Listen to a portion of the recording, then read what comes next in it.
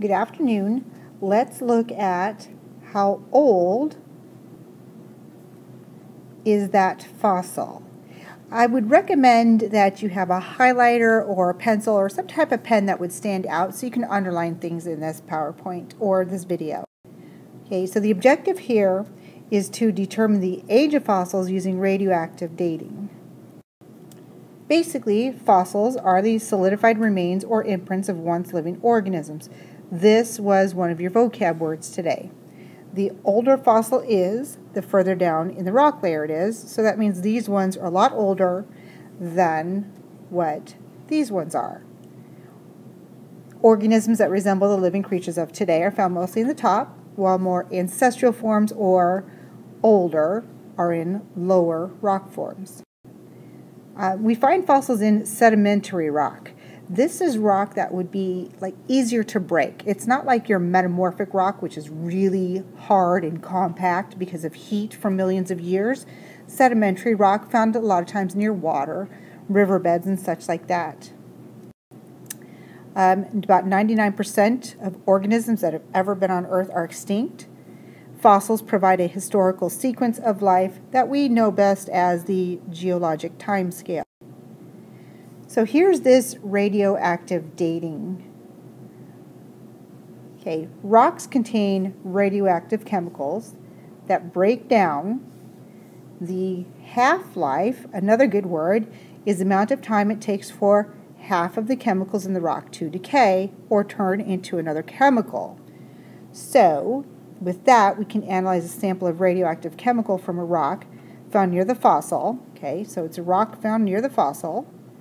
Calculate its half-life and estimate how old the fossil really is. We never know for absolute sure, but we can estimate.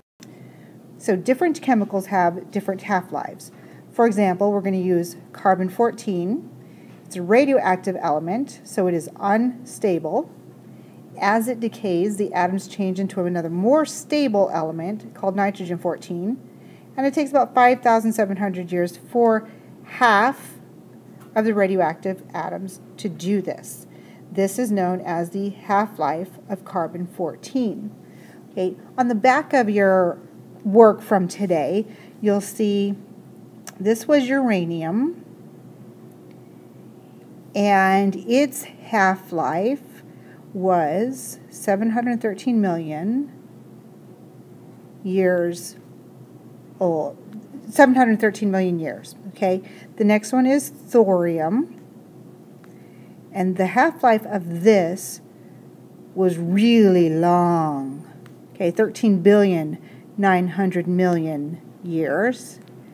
And then we get plutonium, and it has a half-life of 2,400,000 years.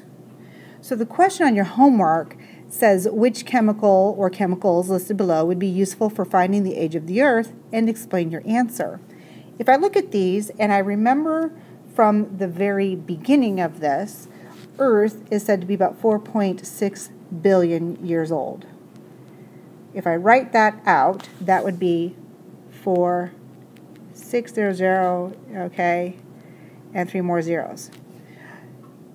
To me, if I look at thorium, that's a number much larger than the age of the Earth. So I'm going to say no to thorium. That leaves us with uranium and plutonium. Neither one of them reaches that billion mark, so that'll work for us. Which would be best? Plutonium is a very small number, so the half-life, I don't think it's going to give us a really accurate account of it. So the best one out of these three is definitely going to be uranium, because it is the one that has the number closest to the actual age of the Earth. Okay, and as this happens, I wanted to show these as well. All living things contain carbon-14.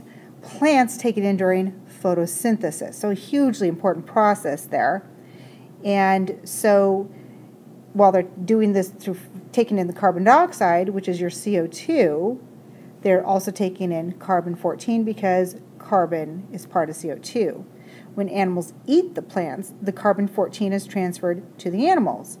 So So when the animal dies, it no longer takes in that carbon, and so that carbon begins to change, and after a while, you've got the carbon-14 changing to the nitrogen-14, which can easily tell us the age of that animal. And with that, I will say so long and see you tomorrow.